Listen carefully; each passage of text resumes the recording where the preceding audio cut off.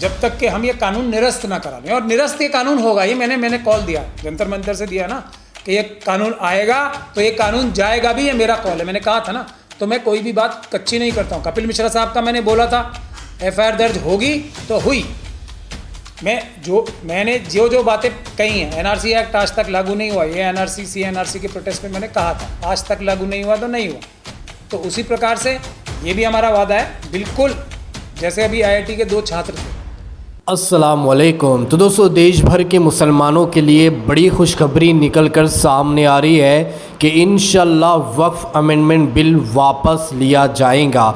जी हाँ दोस्तों, आप सही सुन रहे हैं और पूरी गारंटी के साथ आप लोगों को हम बताएंगे कि कैसे वक्फ अमेंडमेंट बिल वापस लिया जाएगा।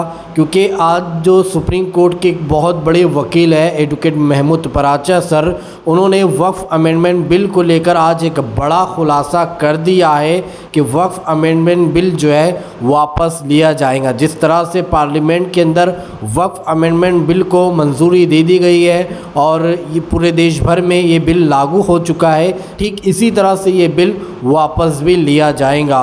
दोस्तों, एडवोकेट महमूद पराचा सर ने देश भर के मुसलमानों से एक ख़ास अपील की है और ये भी बताया है कि वक्फ अमेंडमेंट बिल कैसे वापस किया जाएगा और मुसलमानों को इस वक्फ अमेंडमेंट बिल को लेकर क्या करना चाहिए, जिसकी वजह से ये बिल भारत सरकार जल्द से जल्द वापस ले ले। तो दोस्तों, मैं आप लोगों को एडवोकेट महमूद पराचा सर की यहीं पर पूरी वीडियो क्लिप दिखाऊंगा, लेकिन वीडियो दिखाने से पहले आप सभी से रिक्वेस्ट करना चाहूँगा, प्लीज़ इस वीडियो को ज़रूर लास्ट तक देखिए और जितना हो सके इस वीडियो को ज़्यादा से ज़्यादा शेयर ज़रूर कीजिए। तो आइए सबसे पहले हम और आप ये वीडियो क्लिप देखते हैं, फिर आगे बात करते हैं। जब तक कि हम ये कानून निरस्त ना करा लें, और निरस्त ये कानून होगा, ये मैंने कॉल दिया, जंतर मंतर से दिया ना कि ये कानून आएगा तो ये कानून जाएगा भी, ये मेरा कॉल है। मैंने कहा था ना, तो मैं कोई भी बात कच्ची नहीं करता हूँ। कपिल मिश्रा साहब का मैंने बोला था एफआईआर दर्ज होगी तो हुई।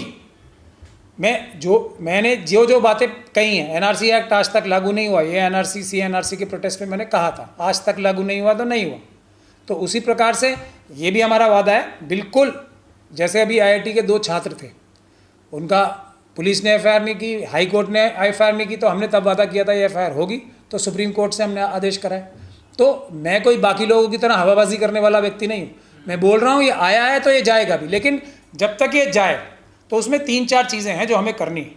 पहली चीज़ ये है कि मैंने 4 चीज़ें बताई थी, मैं आपके माध्यम से एक बार फिर दोहरा देना चाहता हूँ। पहली चीज़ जो सबसे अहम चीज़ है, ये जितनी भी तंजीमें हैं और जितने भी हमारे बड़े बड़े उलिमाए सू हैं और बैरिस्टर साहब हैं, ये सब लोगों के किसी भी व्यक्ति से जो कि इनके डायरेक्ट टच में है उससे दूर हो जाओ। आपको कोई ज़रूरत नहीं है, ये जितना आपके करीब आएंगे मदद करने के लिए भी आपको नुकसान करेंगे। पहला मेरी रिक्वेस्ट ये है। दूसरी, 1920 से लेके ये तैयारी करने की ज़रूरत है। दूसरी ये कि अपने इलाके के अच्छे वकील और उनको फीस वगैरह देने की जिम्मेदारी आप लोग अपने आप इकट्ठी करो, अच्छे वकील करो। और उसके बाद जो ज़रूरी चीज़ें हैं वो 4 बताना चाहता हूँ कि 1920 से लेकर 1960 तक जो हर एक डिस्ट्रिक्ट में डिस्ट्रिक्ट जज हैं, उनके यहाँ वक्फ की प्रॉपर्टी रजिस्टर हुई होंगी उस दौरान, तो उसका पूरा रिकॉर्ड तलाशें 1920 से लेकर 1960 तक, उसकी सर्टिफाइड कॉपीज़ लें, कितनी वक्फ की प्रॉपर्टीज़ कितने डिस्ट्रिक्ट्स में रजिस्टर्ड हैं, एक चीज़। दूसरी चीज़, कितने जो पूरे के पूरे इस डिस्ट्रिक्ट के अपने डिस्ट्रिक्ट के सिर्फ वक्फ की प्रॉपर्टीज़ नहीं, बल्कि पुराने से पुराने और आज तक रेवेन्यू रिकॉर्ड सारे डिस्ट्रिक्ट का, इसमें थोड़े पैसे तो खर्च होंगे, लेकिन सारे डिस्ट्रिक्ट के पुराने से पुराने जो रेवेन्यू रिकॉर्ड्स हैं, यानी कि जो ज़मीन की जो फ़र्द गिरदावरी वगैरह होती है, उसकी कॉपी लेके सुरक्षित रखें। तीसरी चीज़, जो 1954 से लेके जितने भी गवर्नमेंट जो गज़ेट हुए हैं वक्फ की प्रॉपर्टीज़ के, उनको आप उनकी कॉपी लेके अपने पास सुरक्षित रखें, अपनी डिस्ट्रिक्ट में अपनी लोकल टीम्स बना लें।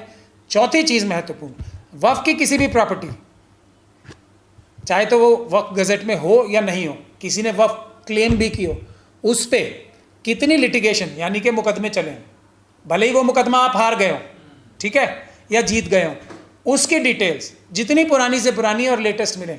इसके अलावा कोई पुलिस केस हुआ हो वक्फ की प्रॉपर्टी में, कोई 751 का मुकदमा हो, जैसे धारा 144 का मुकदमा हो, या कोई भी मर्डर का भी मुकदमा हुआ और उसमें वक्फ की ज़मीन की कोई इन्वॉल्वमेंट हो, उन सब के डॉक्यूमेंट्स इकट्ठे करके अपने पास हर एक डिस्ट्रिक्ट में रखें। अगला प्लान इस बिल के जहर को रोकने का मैं बहुत जल्दी ऐलान करूंगा, लेकिन उसके लिए पहली शर्त यही है कि बहुत जल्दी ये सारे डॉक्यूमेंट्स इकट्ठे कर लिए जाएं।